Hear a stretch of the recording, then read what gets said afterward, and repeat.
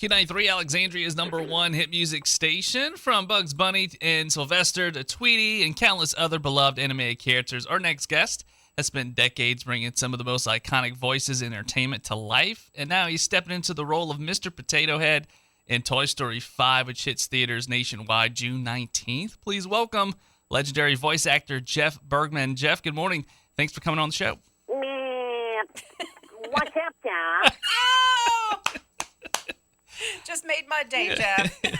Morning. Good morning. Let's start off with Toy Story 5. You're stepping into the role of Mr. Potato Head, a character closely associated with the legendary Don Rickles. When Pixar first approached you about the role, what was your immediate reaction? Well, it was actually a very funny process. I found out just the other night at the premiere from the casting director who was there that they had come to a decision that they were not going to try in any way to closely resemble what Don Rickles brought to Mr. Potato Head. That was going to be recast entirely until they received an audition tape that I made, got to my manager, who got it to the casting director, and she heard it, and she immediately got it to the director and said, I think you ought to hear this.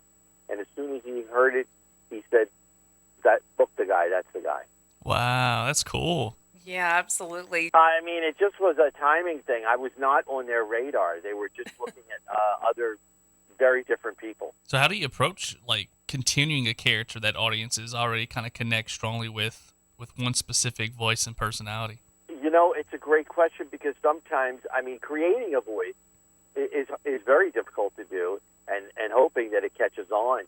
But to recreate a voice that, as you just put it, that people know for 31 years, the fans are so familiar with that character, and just knowing Don Rickles, that it was an awesome responsibility. I mean, it's an honor to just be in the movie Toy Story, and then to bring that character to life.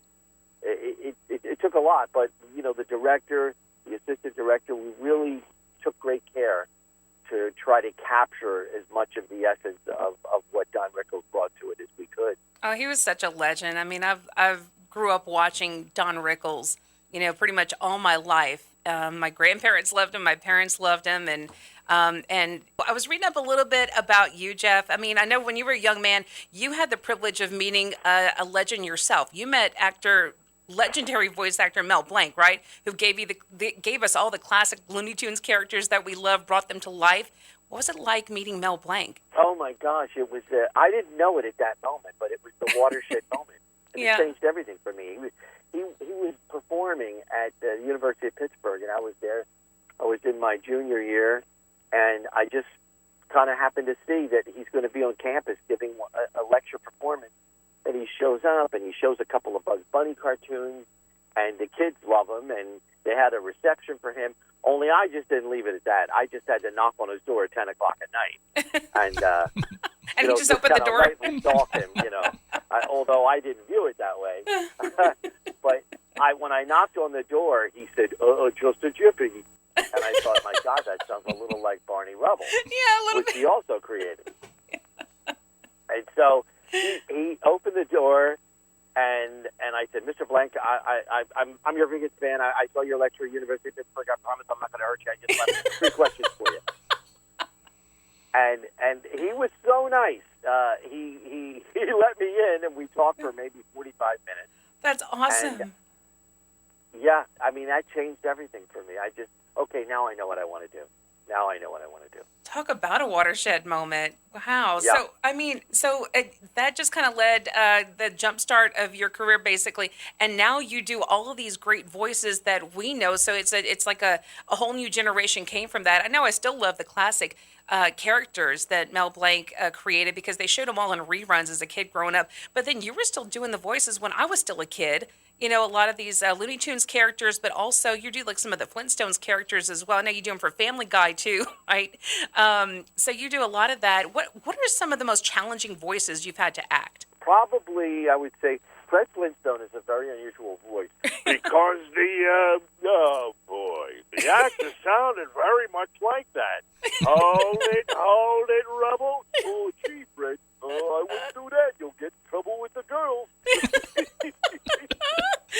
would you say is your favorite voice? Well, I probably would say my favorite voice could be the rabbit, of course, between the Brooklyn and the Bronx. Hey, hold on a second. What about Daffy Duck? What am I, chopped liver? Well, what about Sylvester? And Tweety was. Why could I saw a Putty Cat? I did saw a Putty Cat. If I say foghorn leghorn, and I say nice boy, but about as sharp as a bowling ball. That is crazy. It takes so much talent to be able to just like change your voice like that. It's incredible. So we're talking with voice actor Jeff Bergman, Mr. Potato Head. Toy Story, it's connected with audiences across multiple generations. What do you think makes these characters feel so emotionally real and relatable? You know, I think probably because he was a toy before the film. Mm-hmm. So, I mean, I had a Mr. Potato Head growing up as a kid. I had Same. to deal with him.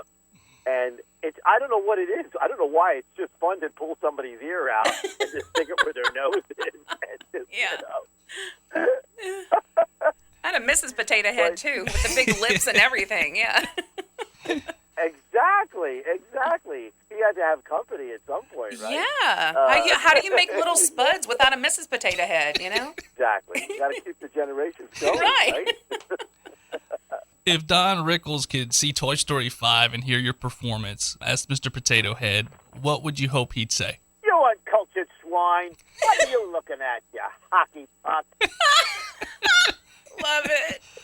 Jeff, it's been a real pleasure talking with you. Congratulations on becoming part of another iconic animation legacy. And we can't wait to see and hear your take on Mr. Potato Head and Toy Story 5. It's in theaters this weekend, June 19th. Thanks so much for joining us today. We really appreciate it. We do. Yeah, well, I want to say thanks for an informative, great interview. And that's all, folks. Hey, this is Mr. Potato Head. You're listening to Josh and Nancy. All right? What's the big deal?